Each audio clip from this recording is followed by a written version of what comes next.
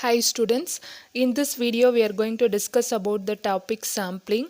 So what is the need we need to study this sampling is, so normally in all real time signals such as speech signal, radar signal, seismic signal, biological signal, audio and video signals are analog in nature. Okay, if you want to process these signals using system, so what we need to do is we need to convert this analog signal into a digital signal. So the process involved in analog to digital conversion is sampling, quantization and encoding, and this is known as analog to digital conversion of signal.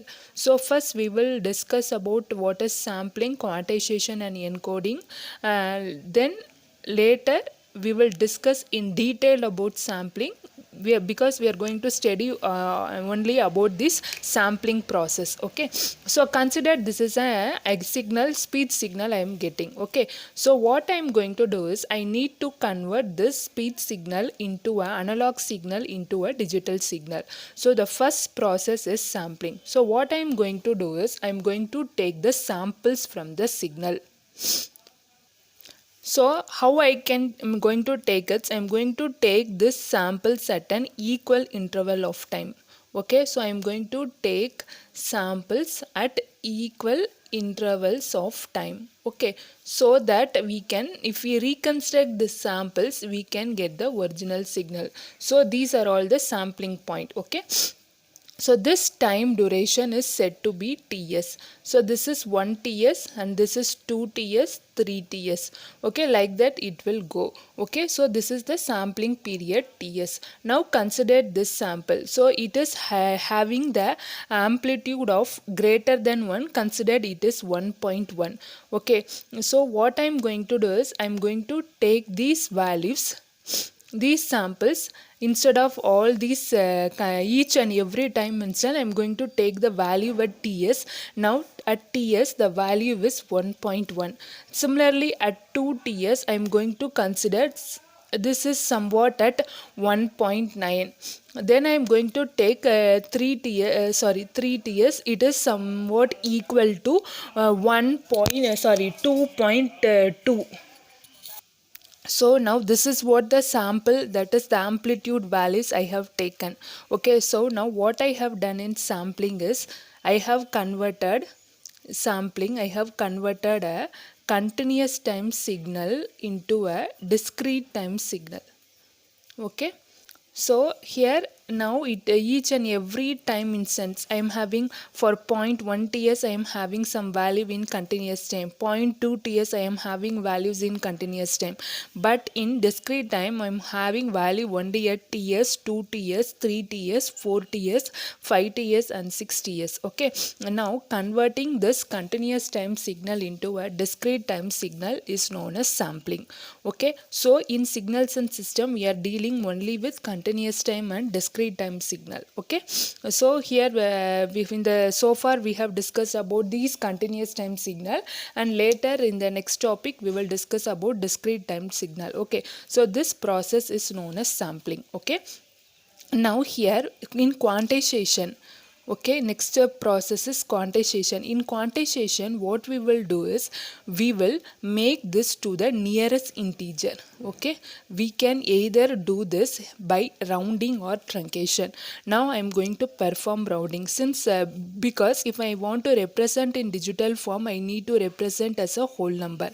Okay, so here 1.1 I am going to write it as 1, 1.9 I am going to write as 2, 2.22, 2.22, 2.5 it is 3. So here quantization, that is a rounding of this value to the nearest value, is said to be a quantization. The next process is encoding. Encoding you have studied in digital. It is nothing but representing in binary form. Since here we are having only the 0 to 7 amplitude level, so we can represent in 3 bits. Okay, so here I am representing 001, 010, like that I am going to represent this as in digital form. This process is known as encoding. That's all. Very simple. Sampling is nothing but converting a continuous time signal into a discrete time signal. The quantizer, what it will do is it convert this into a quantized output. The finally the encoding, it will convert into a digital form.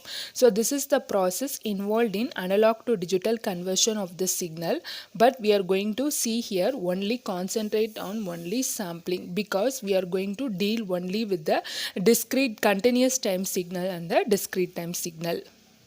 So now we are going to see this step. In order to convert this step, so a continuous time signal into a discrete time signal, how we are converting, and what are all the mathematical expression we need to consider, and what are all the difficulties we will analyze, that is we will realize in converting analog signal, that is a CT signal, into a discrete time signal, that we are going to discuss in detail. Now, in order to perform this sampling, the first step is the signal should be a band limited signal. Consider this is a continuous time signal. When you find its frequency spectrum, it should be band limited. That is you should have some finite bandwidth limit, that is frequency. So here, assuming that it is band limited and the two ohm B. Okay, so now this is what your continuous time signal. So I need to get the samples at that particular instance. Okay, so here I am going to get at this point. So this point, like that I am going to get it. So this is should be at the equal interval. Okay, so now if you want to get at this particular point, how we can obtain is, if you multiply this signal.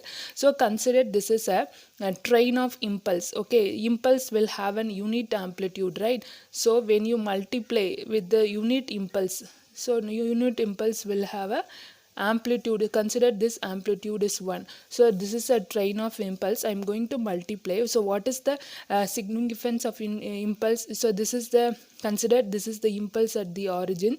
So when you multiply with an impulse, I will get this particular value, right? So however, what I will get it? So I will get value at this point, right? Okay, next when I multiply impulse at this point, I will get the value at this point, right? So similarly, I will get the discrete time signal. So what is the significance from this is, when you multiply any signal with a train of impulse, so it will convert into one, and that is a what discrete time pulses. Okay, so here this is what the envelope of this discrete time signal. Okay, so somewhat like this, similar to this. Okay, so here this is what the graphical representation. Now I need, this is what now xx of t. Now I am going to write down the block diagram for this. That is, when a signal is there x of t, it is multiplied with the train of impulse, you will get xx of t. So this is what the diagrammatic representation of the impulse. Okay, now we know that x of t is an unknown, it is any signal, but p of t is known. So p of t can be obtained, written like this: summation n is equal to minus infinity to infinity del of t minus nts. I think you have agreed with this answer. So when n is equal to 0, what you will get here? You will get del of t. So you will get value at this point. When n is equal to 1, so this is ts, right? So you will get value at t minus ts, this point. When n is equal to minus 1, so you will get plus ts. So here we will get at minus ts. So like that you can get this summation limit depends upon the signal what you are having. So if you have finite limit, you will get that finite signal. So this is what your sampled signal x of t. Now this xx of t can be small. We have to represent it small x. So if small x represent in time domain, capital represent in frequency domain. So you have to carefully in writing this notation. So x of t summation n is equal to minus infinity to infinity del of t minus nts. Okay, so this is what the mathematical representation. And this xx of t is a impulse train with an amplitudes of an impulse equal to the sample of x of t at interval space ts. That is this xx of t is an train of impulse. After this is nothing but a, when you sample you will get a train of impulse, but this impulse will take the amplitude of the signal x of t. So that is what we need to, and I'm going to that is I want to convey here. Okay, now so this is what your xx of t, and also you can draw p of t. Okay, so the p of t is nothing but train of impulse, right? Train of impulse, like this. So it will extend, so impulse, so this is 0 ts, 2 ts, 3 ts, 4 ts, like that it will extend. Here it is minus ts, minus 2 ts, minus 3 ts, minus 4 ts, like that it will extend, right? So this is what the p of t. Okay, now here if I want to find out the spectrum of this, okay, if I want to find out the spectrum of this, okay, so it is also nothing but 2 pi by ts. So just see the Fourier transform of this, it is nothing but 2 pi by ts. So you will have this 2 pi by ts. At here you will have at ohm c, you will have 2 ohm c, 3 ohm c, that is sampling frequency. 3 ohm s, not ohm c, here it is ohm s. So minus ohm s, minus 2 ohm s. So like that you will get it. Okay, now see what here is the next one. We are going to analyze this mathematical expression. Now see here what we have actually done in that is in time domain is we have multiplied these two signal, right? This is not convolution, just I have used a multiplier. So this is a multiplication in time domain. Don't confuse with the simple. They have performed multiplication in time domain. So you know the property that if two signals multiplied in time domain, the resultant will be a convolution in frequency domain. So here this is the spectrum of x of j ohm. This is the spectrum of impulse train, this one p of t. Now I am going to perform. So this is the property by that is convolution in frequency domain. You refer that property. So that multiplication of two signal in time domain is equivalent to convolution of one that is the same signal in frequency domain.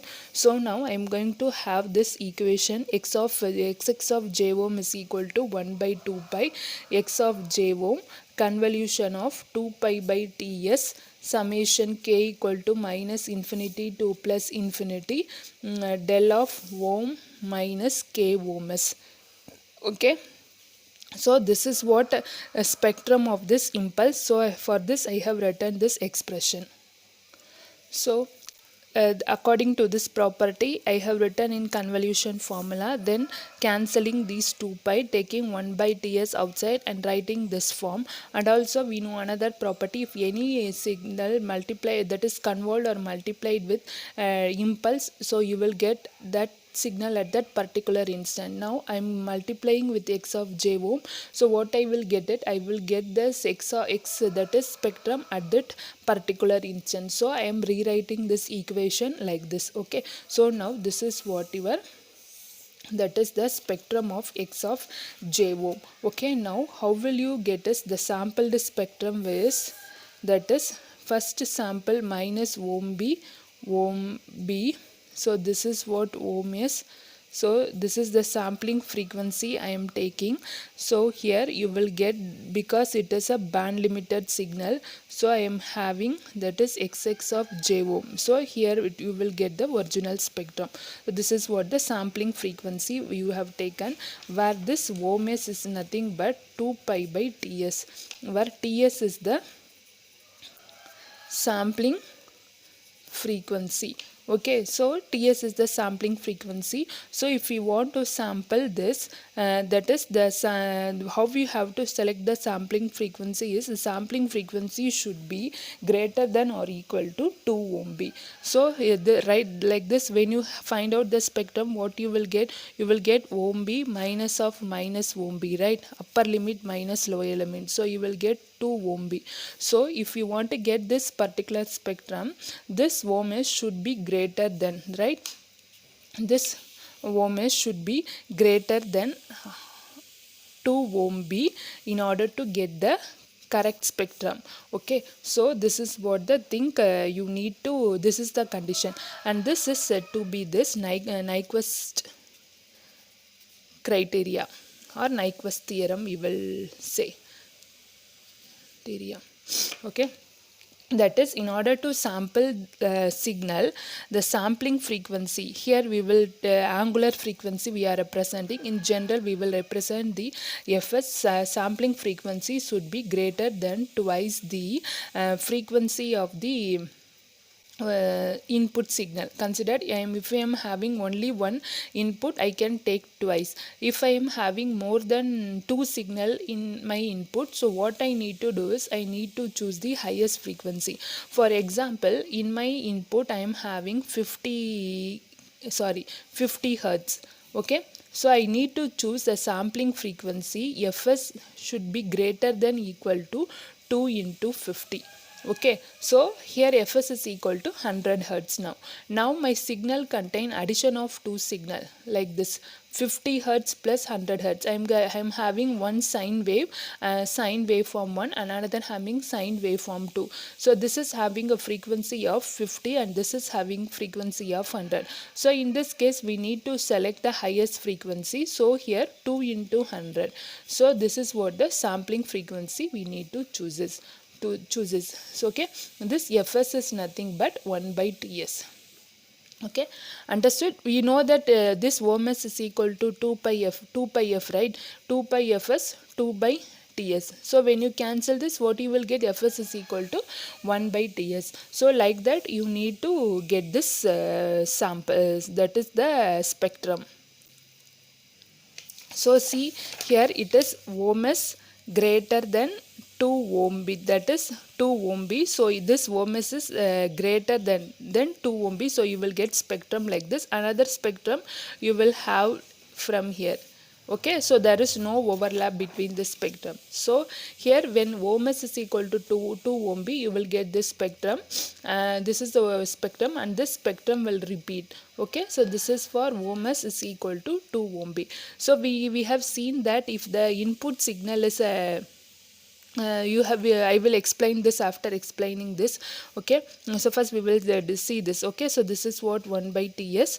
Okay, this is what your sampled signal. So this is ohm.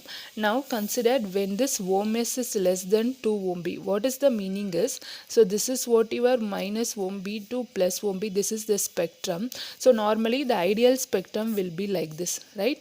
So band limited within this frequency, but here there will be a gradual monotonic decreasing because we may not realize this ideal spectrum practically. So when you for the condition ohms less than 2 ohm B, so this spectrum will get overlap. Okay, so this process, overlapping process, is known as aliasing. Okay, so this spectrum overlap with each other because we are selecting the sampling frequency less than twice ohm B. So you will have aliasing. So in order to get perfect spectrum, you have to choose ohms greater than 2 ohm B.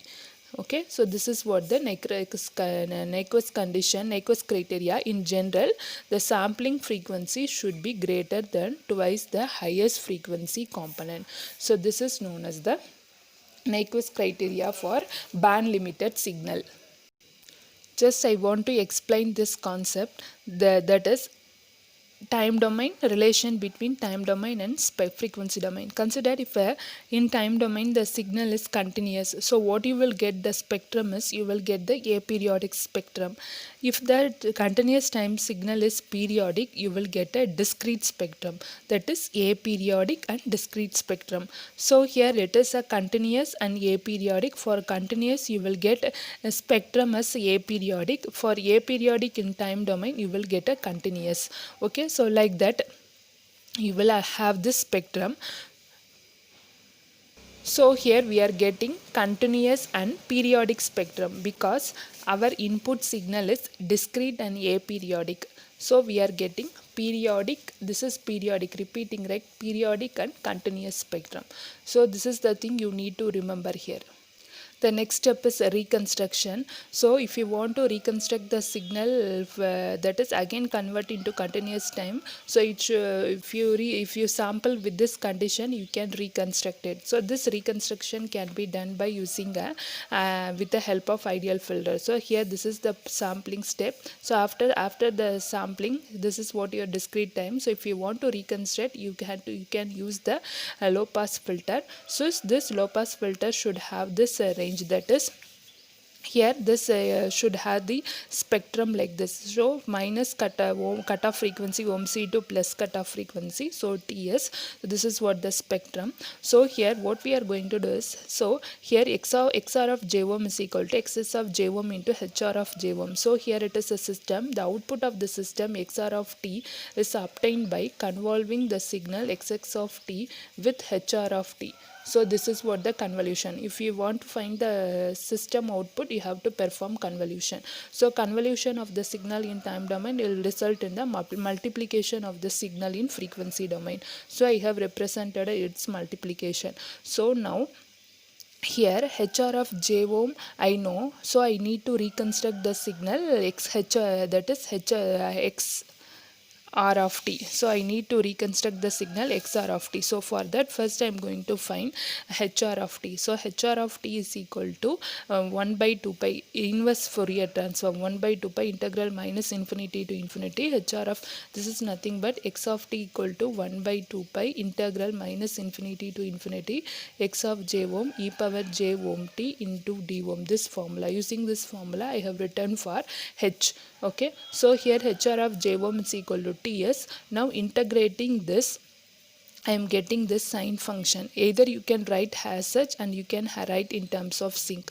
And we know that the Fourier transform of a rectangular pulse is a sinc pulse, and so both are Fourier transform for if one present in one domain, other present in the another domain. Okay, so what I am going to do is I am going to convolve this two signal. So here I am applying the convolutional formula minus integral minus infinity to infinity. The last video we have discussed about convolution formula, right? X of tau H of T minus tau d tau. So the same I have written it. So X of S I have written as such because this is first we have seen in the first step. HR of T, from this I am going to write this, wherever I am having T, there I am going to replace T minus tau. So I am getting this equation. Okay, so here so now after simplifying this, okay, so this is what you will get, this xn of TS. Okay, now here the same thing as such. So this is the there is no need to simplify because we don't know this is this signal, because this is an arbitrary signal. We can get any signal at this for this xn of xt. So this is what the general expression to obtain this to reconstruct the original signal. Okay, I hope you have understand this sampling concept. The next class we will see some problem solving in this. Thank you.